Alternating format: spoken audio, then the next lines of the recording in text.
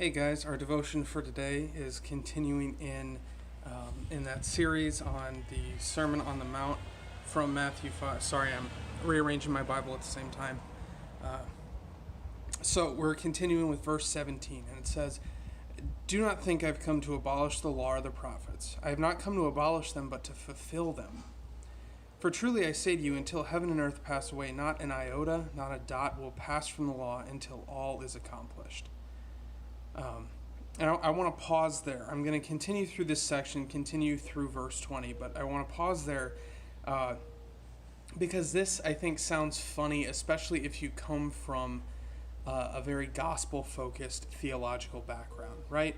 Because we focus very much on grace and the fact that we don't do anything for our salvation. It's all already been done. So it sounds weird when he says that he hasn't come to abolish the law and the prophets, because I think that's a mistake we make a lot, is we say the gospel has abolished the law. We have no more need for the law.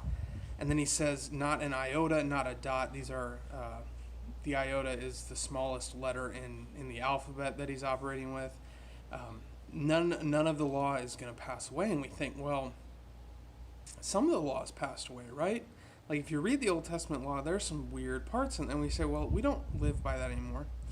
So I want to draw your attention to the two things he says about kind of when it's going to be abolished. He says, I haven't come to abolish it, but to fulfill it. And then he says, none of this will pass from the law until all is accomplished. So here he's speaking to himself as the fulfillment of this covenant. This covenant with Israel that said, here are God's laws, follow them, I will be your God, you will be my people, and he lays out these ways that they're supposed to live, okay? And Jesus is the fulfillment of that covenant and the start of a new covenant that is this gospel covenant, if that's the language that I'm going to use for now. So that's to explain this first part. And there's not a whole lot of application for us in those first couple verses, because the reality is Jesus fulfilled the law and the prophets. He accomplished he finished his accomplishments on earth. Oh, those are the pages of my Bible blowing in the wind. Sorry about that. And then we continue in verse 19, though. It says, therefore, whoever relaxes one of the least of these commandments and teaches others to do the same will be called least in the kingdom of heaven. So here it seems like he's talking about after his resurrection, because he's talking about the kingdom of heaven. And whoever does them and teaches them will be called great in the kingdom of heaven. For I tell you, unless your righteousness exceeds that of the scribes and Pharisees, you will never enter the kingdom of heaven. Okay? And there's what I think he's getting at here is there is a reality that, yes, we are saved entirely by grace. But salvation isn't the question here. He's saying called least in the kingdom of heaven or greatest in the kingdom of heaven. The reality is both of these individuals are in the kingdom of heaven. But the reality is there is a law, there is God's law, there is his will for creation, that it's how it's supposed to work. It's how we're supposed to live. It's how he designed us to live with one another, with his creation, with him.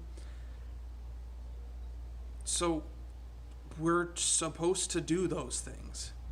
God says we're supposed to interact with our neighbor with love. We're supposed to love and fear him. This is just how we are built. And anything that we do outside of that or against that is going against how we're built. So he's speaking, I think this passage is really cool, because what he talks about is simultaneously that he is a full fulfillment of the law, that he finishes everything for us, he accomplishes everything for us, but he reminds us that there's still value to the law, because it's still God's telling us how we're supposed to live. We say we're saved, now what? He says, now go just do what you're supposed to do. And it's no longer a burden, but it's a joy. So I hope I'm being clear on that. If not, please feel free. Comment below the video. Reach out to me personally.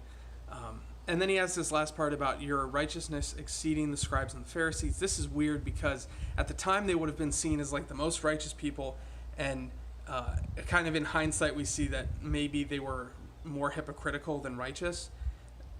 But I think we get a message from both of those, you see, because we are supposed to be more righteous than even the most righteous people we can imagine, right? And that speaks to that first part of Christ is fulfilling the law for us, and that's our only hope. But then on the other side, we're not called to be hypocrites.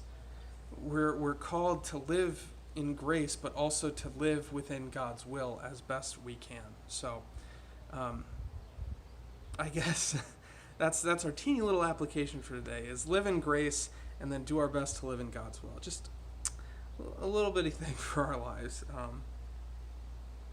I'm being flippant.